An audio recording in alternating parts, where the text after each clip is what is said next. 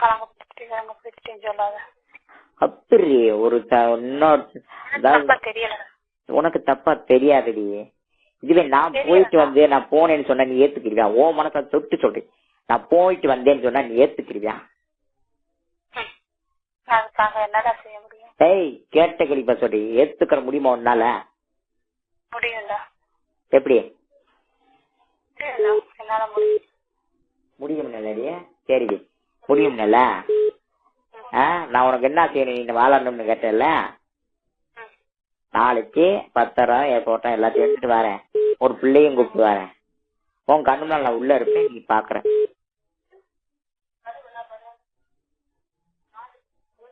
முடியும் மாதிரி உன்னால? முடியும்டா. அப்ப கூட கொஞ்சம் பாத்துக்கிட்டே செய்வேன்.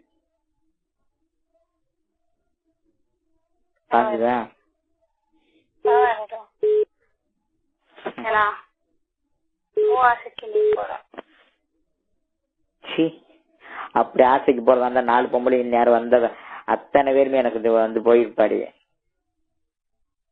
இப்ப சொல்றேன்டி, இன்னைக்கு எழுதி வச்சுக்க, தொட்டா ஓன் செக்கெட்டோடதேன்.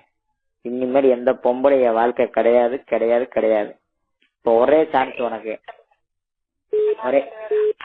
ஒரே சான்ஸ், நீ முடிவு பண்றதுதான்.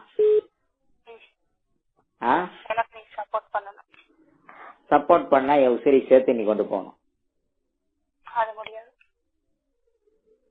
ரெண்டே தலையில, ரெண்டே விஷயம்.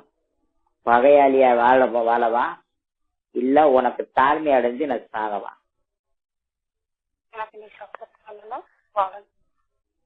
ரெண்டுல ஏதாவது ஒண்ணுதான் நடக்கும்.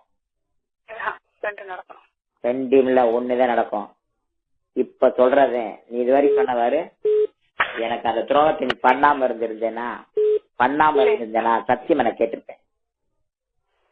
நீ எனக்கு மட்டும் தான்டா சொந்தம், நான் சுத்தமா இருக்கேன்டா, நீ எனக்கு தான்டா சொந்தம், நான் சொன்னது செய்யடா புண்டன்னு சொல்லிட்டு இருந்தேன்னா அது நியாயமான வார்த்தை. சரிடா, நீ சாவுடா. நீ எனக்கு சப்போர்ட் பண்ணிட்டு நீ சாகு, அடுத்த செகண்ட் நானும் செத்துறேன். அப்படி செஞ்சுக்கோ. எப்படி நானும் கேவலப்பட்டியாச்சுல, நானும் செத்துறேன். ஏன்? ஆமா.